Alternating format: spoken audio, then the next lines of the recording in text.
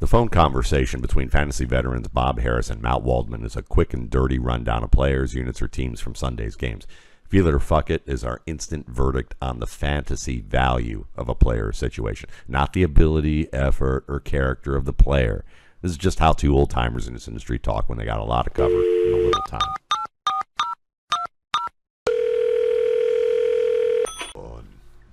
Good morning, Matt Waldman. Welcome home. Looked like a lustrous vacation out in the San Francisco area for you. Glad you made it back. Yeah, thank you. It went well. I think Kyle Shanahan now has figured out some things, but, probably not. Maybe I'll have figured out some things. Well, I'm hoping you came back with some intelligence because we're going to get into some 49ers-related issues here on the Field or Fuck It podcast. Welcome in, everybody. We do this every Monday. Just try and sort through some things and without getting too deep, but just deep enough to make sure we've covered the bases. And so I guess we'll start out. There have been some things that have happened over the course of time. So I want to start with Tyreek Hill. Investigation seems to be over, but so Tyreek Hill allegedly assaulted somebody. There's apparently video of it. Our friend Drew Davenport has discussed it on his Twitter feed at Drew F. Davenport FF. You should check his Twitter feed out because there's great stuff on there in the legal front. But like Tyreek Hill's a little problematic in that he has a history of issues, and the NFL may decide to do something. So just a concern for Tyreek Hill at this moment, feel it or fuck it. I would say overall, fuck it. If you're talking about a long suspension. But I think there will be a suspension based on the fact that there is video and there has been past behavior. It's probably going to be a short one. It shouldn't impact where you draft him to a great extent. So overall, yeah, it's a fuck it situation for me. How about you?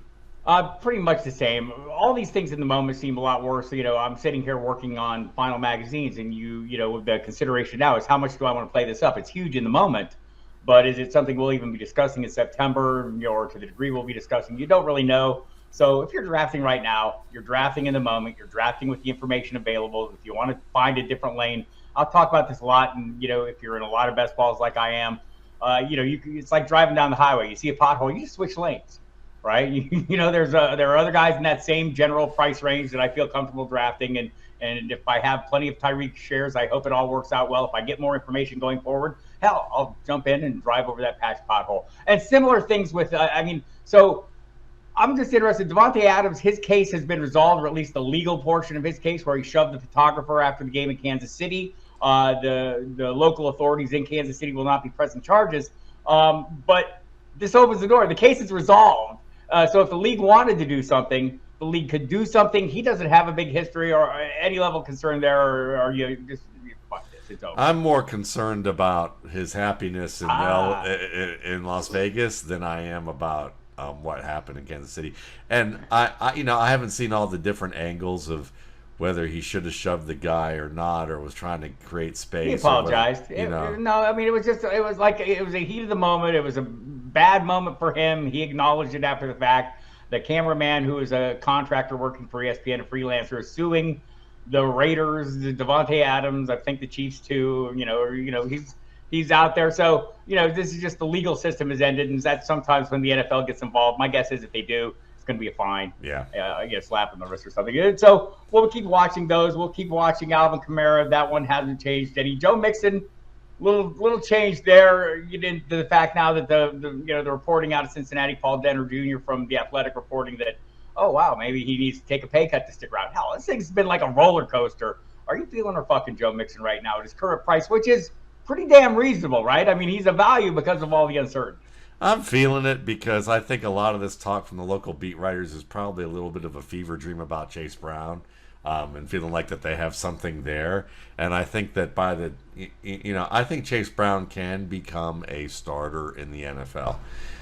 But let's get this clear. Joe Mixon is one of the better talents at the position in the NFL.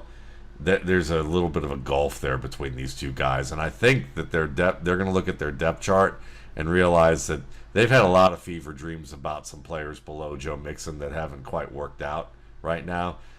If anything, I would be more inclined to bet that that the Bengals, if they want to get rid of Joe Mixon, they'll be adding a Dalvin Cook right. to the mix, or if they want to roll with Chase Brown because they're cheap, which they've notoriously been in, at least in years prior to what this recent iteration is. Maybe they'll go with see if they can get a price cut on Kareem Hunt or Ezekiel Elliott to be kind of a veteran in the room who can help the rookie get a little bit better. And I would count more on Kareem Hunt than I would on Ezekiel Elliott, because I think Ezekiel Elliott would like to come in and basically prove to the league that he's still a very good back. Yeah, there you have it. So, current underdog ADP on Joe Mixon is round 5. I'm feeling round 5 Joe Mixon wherever he is. So, obviously, a lot of people have those concerns. So, a little bit of chatter. Kyler Murray, we don't know what the short-term prognosis is. No timetable for his return to action. We expect it to be at some point. He's coming off a torn ACL, suffered very late in the year for the Arizona Cardinals. A lot of things going on in Arizona. The Cardinals appear to me to be tanking a bit. So let me ask you this: feeling or fucking Kyler Murray's long-term future as an Arizona Cardinal? I'm feeling him as a fantasy option. I'll answer that first. As a quarterback that I would want to draft if I were getting the chance to be in the league from that perspective, I'd say fuck it, because I want quarterbacks who I think are better in the pocket, and who can buy time more efficiently than what Kyler Murray does. And then there's all the maturity questions about how he got on with the past staff, and and how people perceive his work ethic, and all the little things that kind of seem to bubble to the surface, true or not. So I think the long-term future in Kyler Murray, I'm going to say fuck it. I think it's going to be a little shakier. I think he's going to want out, and I think that the Cardinals are probably going to oblige him. Right. Obvious complication is he just signed a big contract. Nothing probably isn't insurmountable at some point. I'm sure they'll be submitted. It just seems like this is the Cardinal-y thing to do. Ask Josh Rosen. He'll tell you. They aren't necessarily stuck on these first-round quarterbacks. Sometimes they're willing to move on. So, honestly, I'm not feeling his long-term future. As if, yeah. I don't feel it. Yeah. Not just in Arizona.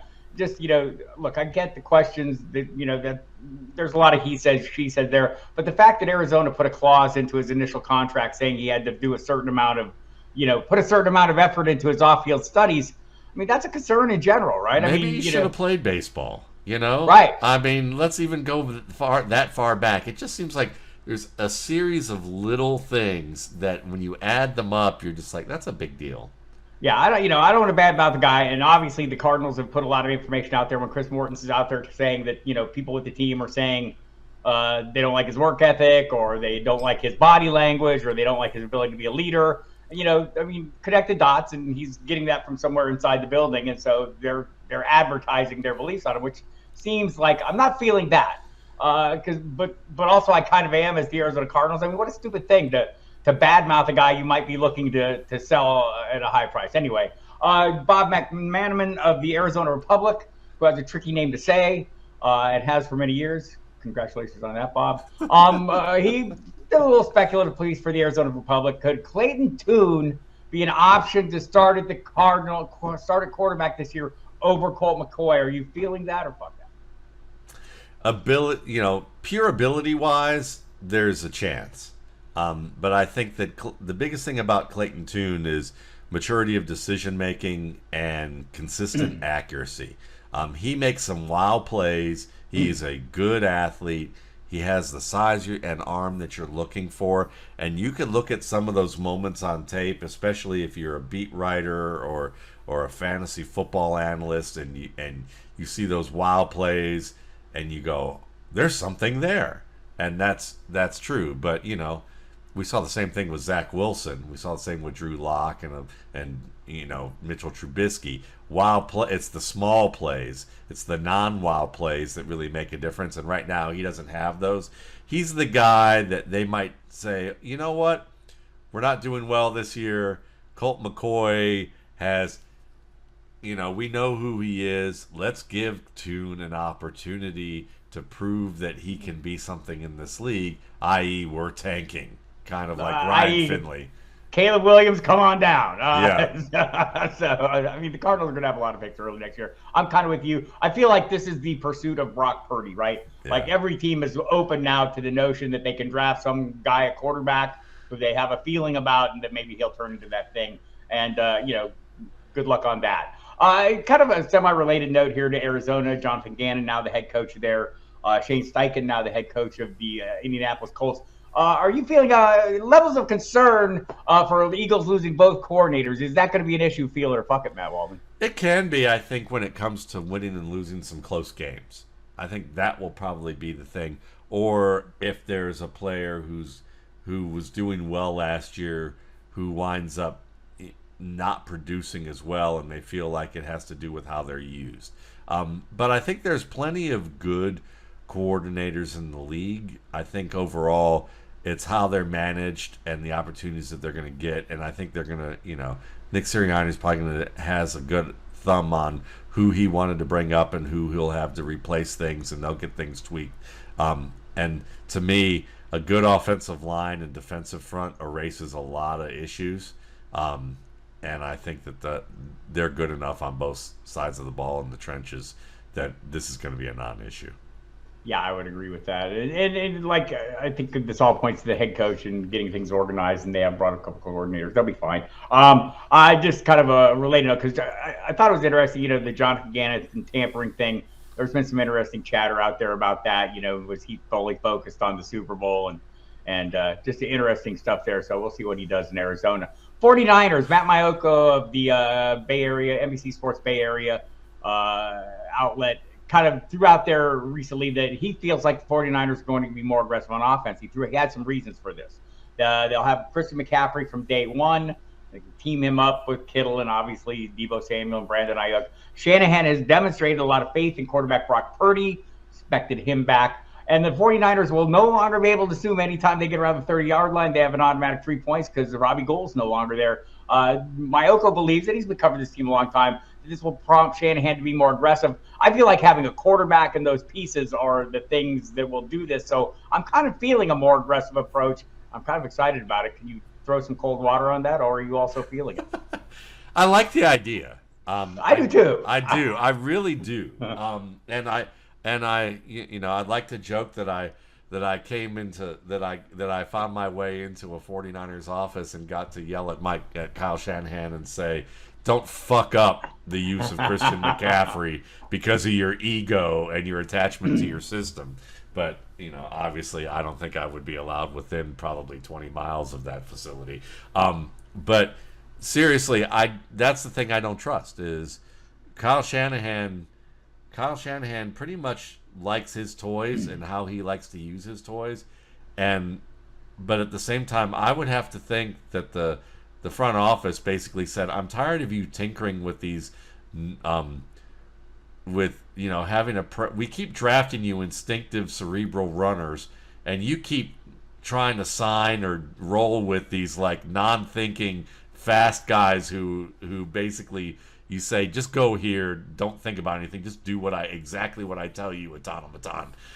So I think with McCaffrey, there's no choice because they basically painted Shanahan into a corner saying, because if you don't use McCaffrey the way you're supposed to, you're going to be the idiot in the room, Right. And I think that's what's happening there. That's what's going to happen there. But do I think Shanahan's going to suddenly do a ton of creative things with McCaffrey? I'm still kind of skeptical about it. But McCaffrey will have more latitude to make cutbacks and to make decisions that make him an all-star. So that may open up the offense a little bit more, but I don't know if it's going to be like. I'm not feeling the idea of Shanahan being the reason why. As much as he has a great system, his ego attachment to his system, I think, is his limitation. And the reason why, if he loses his job, it'll be because the 49ers get this close for the next year or two, and the GM and the coach have a falling out, and somehow the GM wins. Or they both lose, which Or they seems both entirely lose. possible now. Yes. So kind of a related note, and I think this is an extension of what you were just talking about. Adam Schefter on the Pat McAfee show. He thinks Brock Purdy will be ready to start week 1. I think it's becoming more apparent that the 49ers certainly believe that. So Schefter went on to suggest that he believes Sam Darnold will be the number 2 quarterback ahead of Trey Lance. I'm feeling this for everything you just said about Kyle Shanahan. This is a Kyle Shanahan thing. He sometimes is at odds with the scouting people. You would think he would be all in on the selection of that quarterback. But again, we've discussed on this very podcast that, when it comes to quarterbacks, freelancing or not executing the offenses he wants to execute, he's kind of a fucking guy. How about you? Yep, I would completely agree with all that. Trey Lance will be somewhere else within the next 12 months. He'll be on another team. He was a young guy on top of it, so younger, probably didn't handle this with the level of maturity in-house that maybe the team would have liked. So that might be a possible thing. I'm not saying it happened. I'm just saying if I were to look at it, I would expect that. Or I would say Kyle Shanahan, once he doesn't like a guy, will nitpick the fuck out of every little thing to make sure that he drives his point home that, see, we shouldn't have taken him. See, that's not what I wanted. I don't want rookie quarterbacks. That kind of thing. So, I'm not buying it. I mean, and he learned from the best. I mean, the best at manipulation was his daddy. His daddy fucked up Jake Plummer's career. His daddy did a lot to fuck up Robert Griffin by basically triangulating Robert Griffin with Daniel Snyder and basically trying to say, Robert Griffin came to my office as a rookie after his rookie season and said he wanted to be trained and developed like a full-fledged pocket quarterback, and he wanted input on the plays. And here's Shanahan post-career telling a Washington media outlet on air how, well, I don't blame Robert for this, but no rookie asked for this type of thing. Obviously, Snyder put him up to it. I asked around from scouts, and they're like, no, about 80% of the young quarterbacks get that opportunity that Shanahan's saying it was unheard of. It's just Shanahan basically being Shanahan. And, Shanahan took out the best play that Jake Plummer was great at that gave him a Pro Bowl caliber season and got the Broncos, basically earned him the Broncos locker room and a AFC Championship appearance. But those interceptions that he threw that were freelance type of plays, it was over. It was over from Shanahan at that point. He took out those plays the next year. Broncos struggled on offense. Bring in Jay Cutler. And Shanahan was an expert at that. I'm sure the apple doesn't fall far from the tree. In a related note, Jake Plummer, as the farmer in Denver with his mushroom business blooming, feeling the snake as a mushroom seller, huh? Yeah, totally feeling that. And I would say after everything that he went, after everything that how his career ended, I'm sure that I'm glad for him if it's working out. So the Dallas Cowboys offense was one of the top scoring offenses in football last year. 52 touchdowns. That's a good amount. I like that number. So if it ain't broke, why fix it? Well, apparently because Mike McCarthy wants to. Are you feeling this Cowboys offense with Mike McCarthy as the play caller over Kellen Moore? Yeah, I'm going to feel it, even though there's a part of me that's scared to say that. At the same, there is some, maybe he's not the greatest head coach. Maybe there's things that you can criticize with him, but I find that we tend to, with coaches and with GMs, we don't let people learn their lessons. And I think that can be a mistake. We also have to understand that the Cowboys have a healthy Michael Gallup back. Brandon Cooks is a nice addition, still a quality wide receiver in this league. I think the tight ends are going to be 1 year better, and Jake Ferguson is an interesting option. Peyton Hendershot, people will always add on to that afterwards and say, what about him? And there's also, I look at that from that perspective. They have 3 good receivers, and I think a decent receiving tight end who's on the rise, even if Luke Schoonmaker doesn't just overtake him right away. So there's enough firepower there with Dak Prescott that I don't think we're going to see a severe drop-off. I think, if anything, we're going to see maybe a slight increase. Fair enough. Travis Etienne, the Jaguars, both Doug Peterson and the running backs coach there say they expect to get more out of him this year. Can they? Is it on them or is it on Etienne? Feel that or fuck? I think it's on ETN, because he has to be better as a decision maker between the tackles. That's one of the things he has to do. He has to stop making stupid mistakes couched between awesome plays. He is a he is he is he has the potential to be what people thought DeAndre Swift should be, but never is going to become, at least on a year-to-year basis. But I think the thing with Etienne is that he's kind of makes two good plays, makes one bad play, and he's been in that mode. And I think that's more what they're expecting. And part of it is they probably are going to tell the public that because he's a smaller player, they don't want to run him into the ground, so we're going to have more of a committee. But I think that's probably a nice way of putting it, and really what's going on is that they maybe they also, or they feel like that if he wears down a bit, then he makes mental errors, and maybe they want to preserve him a little bit more so he can be more efficient. Averaged 5 yards a carry last year. I'm not sure how much more they expect to get out of him. I do think they've shored up the position behind him with Tank Bigsby and Dearness Johnson. So I think they have some concerns that maybe they're trying to get a little more out of him. I'm not sure that they're going to be able to do it. Not feeling that. Feeling like a lesser workload coming for Travis Etienne. I would agree. Not buying him 100% in current drafts at his current price. Buffalo. All right. So Stefon Diggs. We have had a series of issues. It dates back to the end of the season. He had, left the locker room in a bit of anger, and then we come back and we head into the OTAs. He's not there for OTAs. We get into minicamp. There is a mandatory minicamp. He's not there. He is there. There's an issue. There's not an issue. Then the issue with the coach. We hear all kinds of reporting that there is indeed an issue, that it didn't like the way the season ended, didn't like his input into the play calling. He's a big fan of Brian Daboll, maybe less so of Ken Dorsey. Also hearing that perhaps he would like them to get DeAndre Hopkins, and they're not putting an effort into that. We're hearing a lot of things. Then we hear Brandon Beane and Sean McDermott are extended. It's all is well in Buffalo. Feel it or fuck.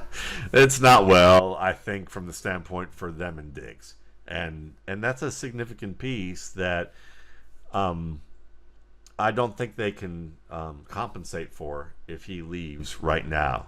And what would be sad is if they added a guy like Hopkins after they lose Diggs, and it would be like kind of rubbing salt in the wound for Diggs at that point if that's what happened. But I don't think they're going to do that. I think what's happening here is that it's that Diggs probably didn't like that Josh Allen didn't go to him at the end of, in a key moment. Yep. And you got to remember, when I look at the beginning of the season last year against LA, Diggs had a number of key down and distance situations where he got matched up one-on-one against Jalen Ramsey, and he delivered. And so you've got to understand that players like Diggs, whether it's a Mike Evans or any top receiver, Justin Jefferson, guys like that, they are normally used as matchup players who on 3rd and 14, the defense knows what route the receiver's going to run. They put their best guy on him, and the quarterback still throws it, targets that top receiver anyway, and the receiver often wins it. And Diggs has made a living doing that.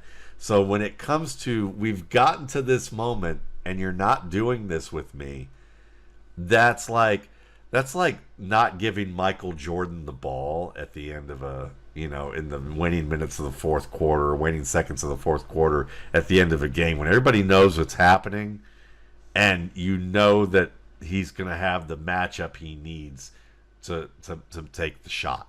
And I think that's where a lot of these wide receivers feel that that's their job.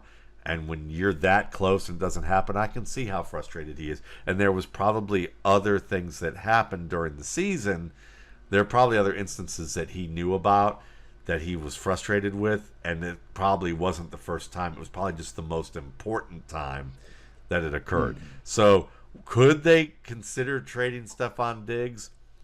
I think it's a possibility, and I'll say this is why. Looking at a guy like Khalil Shakir, he's the only guy on the roster right now that could replace Stefon Diggs in terms of what he can do physically. He's a receiver who can play all three positions, outside and inside.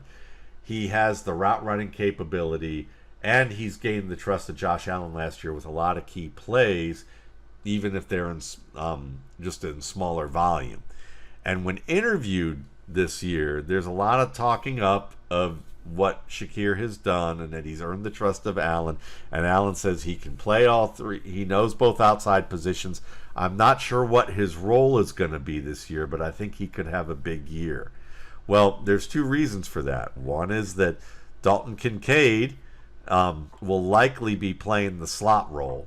And the fact that they're talking about the outside roles for Diggs means, well, Diggs is a better Shakir is a better matchup player one-on-one than Gabriel Davis, who is better against zone and better being that third option or the guy who they scheme open with some kind of constraint play that leaves him open against the zone that everyone thinks the ball was going somewhere else. So Davis isn't that Diggs replacement or that heir apparent. It's the only guy on the roster right now is Shakir, or to an extent Kincaid, because Kincaid is going to be that matchup weapon from the slot and maybe a little bit outside. So that means to me that if they trade, what Allen is saying is, well, if Diggs doesn't play, then Shakir's going to be the replacement we have right now on paper unless we get a veteran. And so I would say, are they considering it? I think if they see enough from Kincaid, and Kincaid's looked like every bit the player they thought when they traded up to get him, it may very well happen. I don't know what that means for their outlook deep into the playoffs this year. It just depends on how much Shakir can step up. And I think it's a tall order, even as much as I'm bullish on Diggs on Khalil Shakir to say, oh, he's the next Stefon Diggs. I think it might be a year or two away. That might put them back a year, at least, even if Shakir turns out to be a really good player. Yeah, for the record, Denver-based insider Benjamin Albright has suggested the Bills would privately consider trading Diggs if the right offer comes along. I think Mike Florio from Pro Football Talk said it well when he said, look, when you acquire a disgruntled player from another team, don't be surprised if you become the next team he's disgruntled with. All those things are true, and all those things, I'll be saying fuck it as long as he's on the roster come week one. It's going to be a fine season. Whatever investment you've made in him will not be thrown away. James Cook believes he's a running back one, Matt. Feel or fuck it? Ooh. The jury's still out, but I'm leaning a little more towards fuck it. Even though I really liked him last year. I'll say this. They're going to give him every opportunity because Damian Harris is the Mason-Dixon line for, starting running backs, if you ask me. Like, good starting running backs. So they've got a guy just good enough that if the Cook experiment doesn't work, Harris can do the job. But Cook adds that, that big play ability, and if he can prove he's a little more Chris Johnson than he is, gadget player, then yeah, you might have something there. And I do like how he sets blocks up. I like how he sees the field. He certainly catches the ball well. It's whether he can hold up as in between the tackles with the volume that an RB1 should get. That's the big question.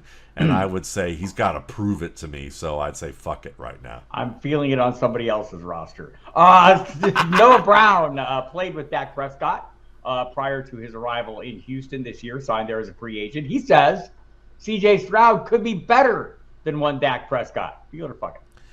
Noah Brown is an Ohio State alum. CJ Brown is an Ohio. CJ Stroud is an Ohio State alum. Yeah, fuck that. Okay, I'll say this. But I mean, is that upside not there based on the draft capital expended? I'll put it this way.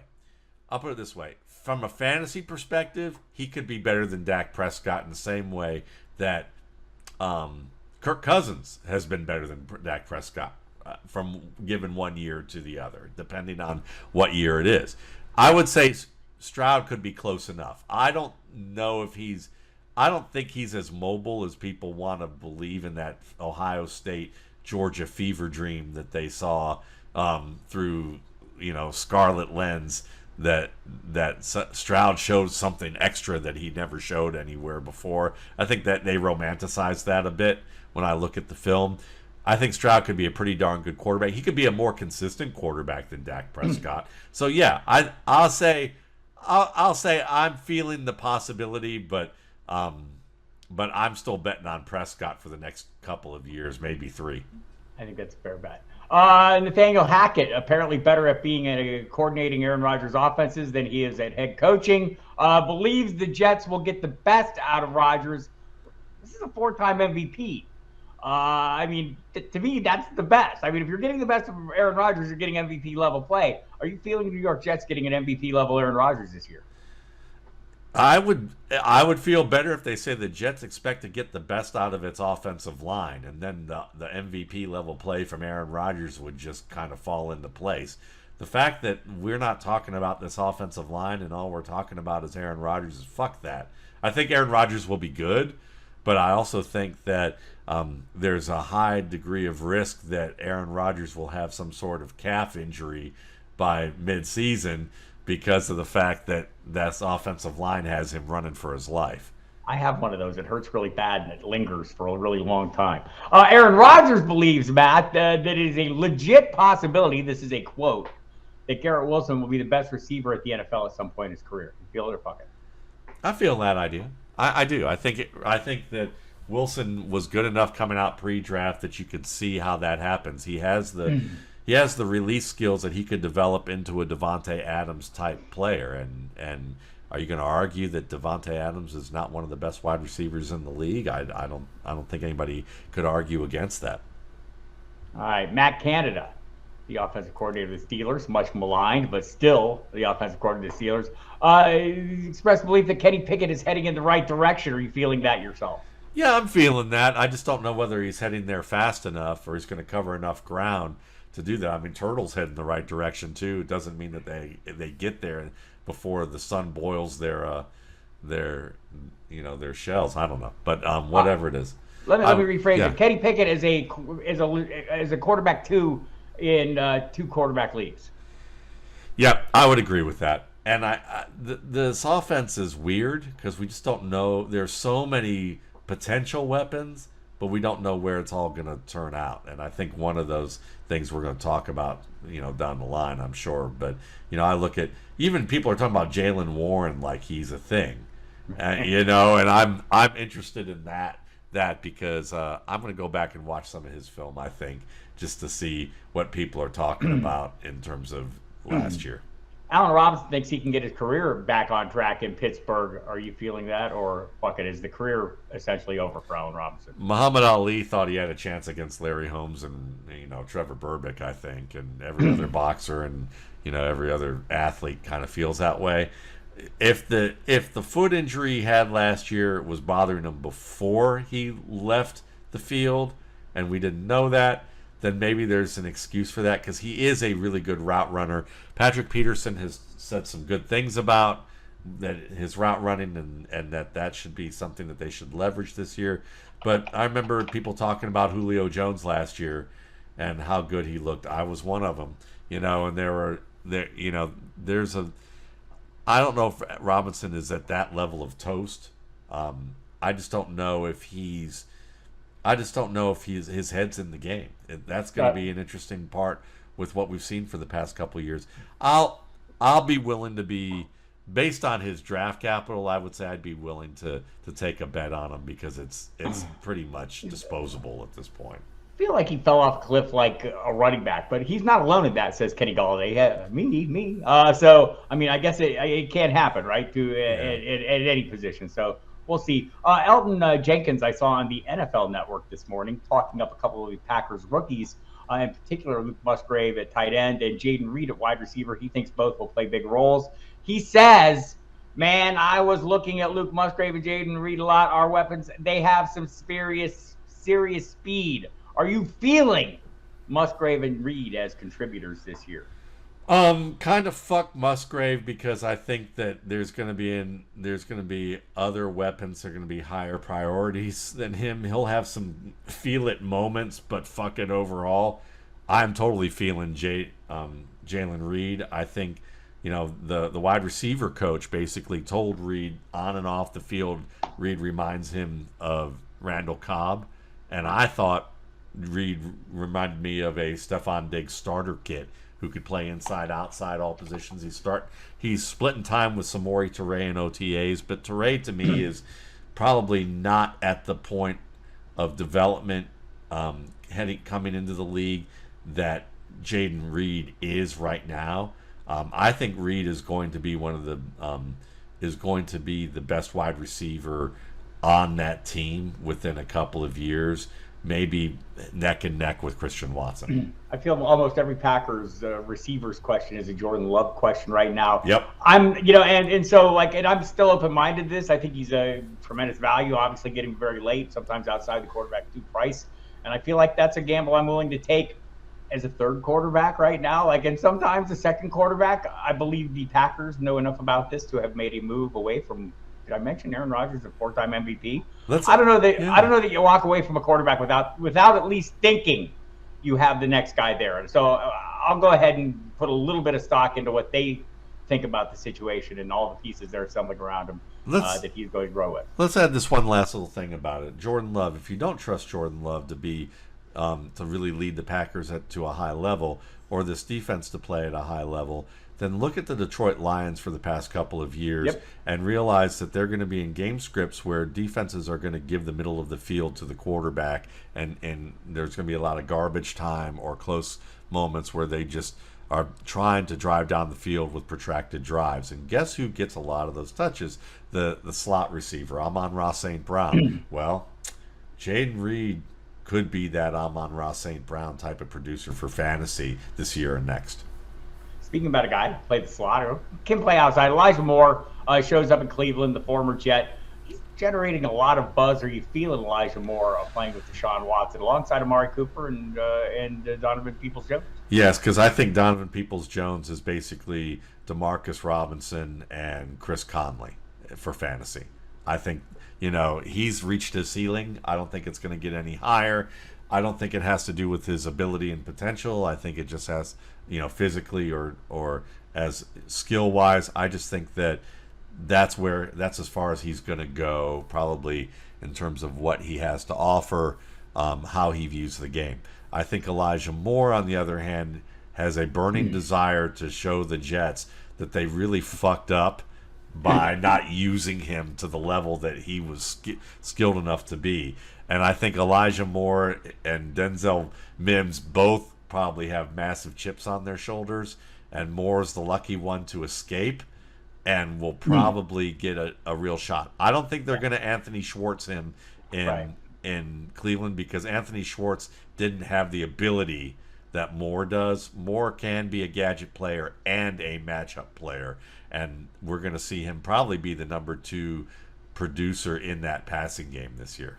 Yeah, you say chip on his shoulder. That dude's been straight up pissed off now for about 12 months. So I'm looking forward to see what he can do in this offense, and I have some expectations for how this offense is going to look, maybe a little different, given the investment in one Deshaun Watson, who has a full year now, to get acclimated to the offense and come back, and I think they'll figure things out. So one last one here. Matt, I know you have some recent experience, so I'm going to throw this to you. Michelin star restaurants, feel them or fuck them? Totally feeling them. And I would say this, if you're one of those people who just is like, I'm not going to pay for this artsy-fartsy looking food that's served in little plates. You come from Pittsburgh or something like that. I got to make fun of my Pittsburgh brothers, Around their blue. Exactly. But seriously, like the amount of money that you probably spend all year on like fast food and or 20, 30, 40, $50 meals at a sit down restaurant that's like basically a chain restaurant. If you saved some of that money, saved a fair enough amount of that money and just decided, one time we're going to go to a Michelin, to a restaurant like of that type of level or approaching that level, to experience what it's about, I would highly recommend that you do so, because it's about craft. It's great craft. You can see that you taste the difference. The experience is awesome. The ingredients, every damn part. The creativeness of what they do, it's well worth the experience. It'll be a long time probably before we do. We went to a couple of them in San Francisco, and this vacation we went to the French Laundry and we went to Cezanne, which were two of the finer restaurants on the planet. And I would say it'll probably be a while before we get to do that again. I'm going to prepay for my next 5 years rookie scouting portfolios to help the cause here right now. It may not even offset, but I'll put it this way. It was worth it. It's definitely a bucket list type of experience to do, and I would say totally feeling it if you make the effort to make it something that when you decide to put the dent in your wallet, that you've planned for it. Have done it myself, totally agree, feeling it as well. Also feeling that the 34th edition of the Fantasy Football Pro Forecast is filtering out on the newsstands. Matt Waldman's big rookie article is in there. It's fantastic. Yeah, Lots of good stuff in there. It's all the other people that got all the great work that we got going on, and then the masterful editing by Bob Harris and the work that he's got in there. All right, so go check that out. Go to footballdiehards.com. Use the promo code diehards to get 15% off anything you need there. And go to the rookie scouting portfolio, mattwaldman.com, to find all the latest there. If you haven't been purchasing, you should be. I'm Bob Harris. I'm signing off for Matt Waldman. Love you. Goodbye. Love you. Bye.